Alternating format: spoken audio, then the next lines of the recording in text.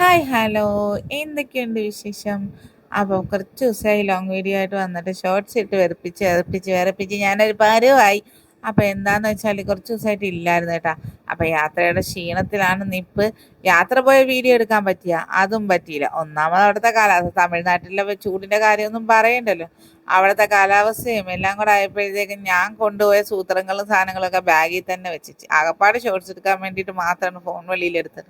പിന്നെ ഈ ചെറുക്കാപ്പിയൊക്കെ ആയിട്ടുള്ള മേളവും നല്ല രസമായിരുന്നു. നമ്മുടെ ഇവിടെ തന്നെ നല്ലത്. പിന്നെ അവിടുത്തെ ഫുഡടി, എനിക്ക് പുറത്തോട്ട് പോയാൽ ഏറ്റവും കൂടുതൽ വിഷമമുള്ള ഒരു കാര്യം ഫുഡടിയാണ്. ഒരു എന്താ പറയാ, അങ്ങോട്ടും ഇങ്ങോട്ടും നമുക്ക് പൊരുത്തപ്പെട്ട് പോകാൻ ഇത്തിരി പ്രയാസമാണ്.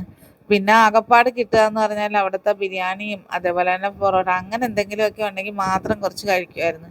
എനിക്ക് അവിടുത്തെ ദോശയും സാമ്പാർ, ദോശ പിന്നെയും കുഴപ്പമില്ല, പക്ഷെ സാമ്പാർ എന്തോ അങ്ങോട്ട് പൊരുത്തപ്പെടാൻ പറ്റുന്നില്ല. ഇഷ്ടപ്പെടാത്ത ഫുഡ് നമ്മൾ എങ്ങനെ കഴിക്കാം? അപ്പോൾ കൂടെയുള്ളവർ കഴിച്ചില്ലേ എന്ന് ചോദിക്കും. അപ്പോൾ കൂടെയുള്ളവർക്ക് ഒരു പ്രശ്നമില്ലായിരുന്നു, അവരൊക്കെ കഴിച്ചു കേട്ടോ. അപ്പോൾ അവരെന്നോട് ഇരിക്കും, നിനക്ക് മാത്രം എന്താ ഇത്ര പ്രത്യേകത? പക്ഷെ എനിക്ക് എന്തോ ഒരു വല്ലാത്ത വിഷമമാണ്. നമ്മുടെ ഈ സ്ഥലം, നമ്മുടെ നാട് വിട്ട് പോയി കഴിഞ്ഞാലുള്ള ഫുഡടി വളരെ കേരളത്തിന് പുറത്തോട്ട് പോകുമ്പോഴുള്ള ഫുഡടി എന്ന് പറയുന്ന ഒരു രക്ഷയില്ലാത്തൊരു ബുദ്ധിമുട്ടാണ് അല്ലേ.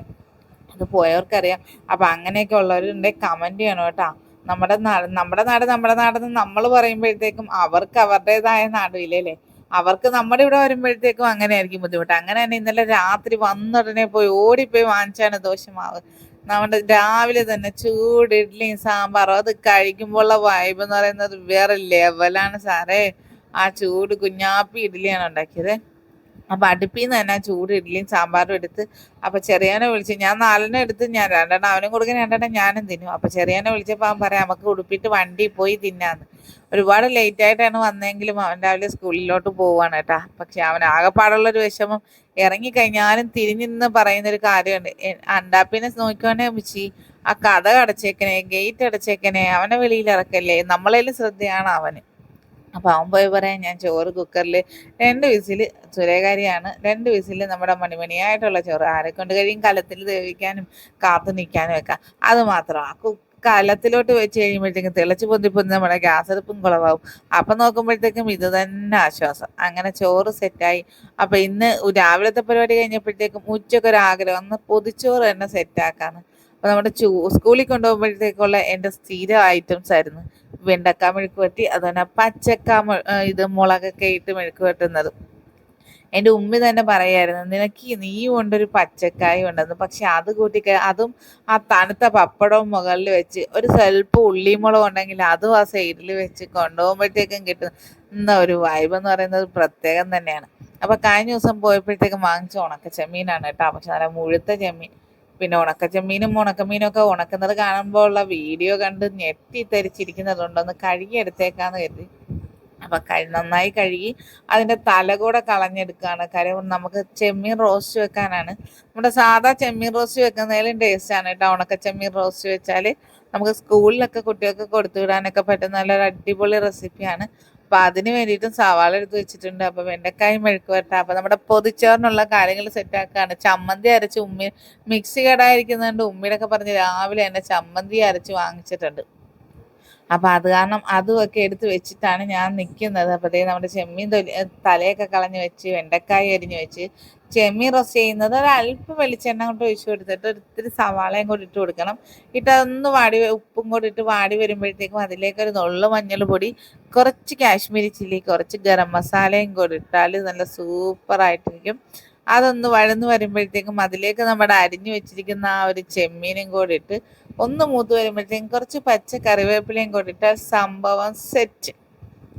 സംഭവം ഒരു പൊളി ടേസ്റ്റ് തന്നെയാണ് കേട്ടോ. പക്ഷെ ഇക്കായും കഴിക്കൂല, സച്ചായും കഴിക്കൂല. കാര്യം എന്താണെന്ന് വെച്ചാൽ ചിലർക്ക് ഗ്യാസൊന്നും ചെമ്മീനെന്ന് കേൾക്കുമ്പോഴേ ഓടും. പക്ഷെ നമുക്കതൊന്നും ഇവിടെ ഏൽക്കൂല. അഥവാ ഒരു ഗ്യാസിൻ്റെ ബുദ്ധിമുട്ട് വന്നാൽ ഒരു ഗ്യാസിൻ്റെ ഗുളി അങ്ങോട്ട് എടുത്ത് തട്ടും. അങ്ങനെ വാഴയിലേക്ക് എടുത്ത് സെറ്റാക്കി വെച്ചിട്ടുണ്ട്. അതിലേക്ക് 2 ചോറോളം ഇട്ട് അതിലേക്ക് നല്ല പോലെ അങ്ങോട്ട് ചമ്മന്തി ഉരുട്ടി നടുക്കോട്ട് വെച്ച് ആ ടൈമിൽ തന്നെ ഇടയ്ക്ക് ഒരു നെല്ലിക്ക വാങ്ങിച്ചുകൊണ്ട് വരാൻ പറഞ്ഞപ്പോഴത്തേക്ക് ഒരു പൂ ചോദിച്ചപ്പോൾ പൂക്കാലം തന്നെ കൊണ്ടുവന്നെന്ന് പറയാം. ഒരു കുപ്പി കൊണ്ടുവന്നിട്ടുണ്ട് കേട്ടോ. അപ്പോൾ ഉള്ളിമുളക് ഈ പറയുമ്പോൾ തന്നെ എൻ്റെ വായിൽ ഇപ്പോഴും വെള്ളൂറുമാണ് കേട്ടോ. അതായത് ചെമ്മീനും കൂടെ അതിലേക്ക് എടുത്ത് വെച്ച് ഉണക്കമീൻ പൊരിച്ചത് ഒരു കഷ്ണം വെച്ചിട്ടുണ്ട്. അതിലേക്ക് നമ്മുടെ വെണ്ടക്ക മെഴുക്ക് വരട്ടിയതും കൂടെ കുറച്ച് സൈഡിലോട്ട് വെച്ച്, സത്യം പറഞ്ഞാൽ കറി വെച്ച് നമ്മുടെ ചോറ് കാണാൻ പറ്റാത്ത അവസ്ഥയായി. അങ്ങനെ ദേ ഉപ്പിലിട്ട ഒരു നെല്ലിക്കായും അതിനകത്ത് കിടന്നൊരു ഉപ്പിലിട്ട പച്ചമുളകും വെച്ച് ഒരു മുട്ട പൊരിച്ചതും ഒരു പപ്പടവും അതിനിടയ്ക്ക് അച്ചാർ വെക്കാൻ മറന്നു പോയെന്നാണ് സത്യം.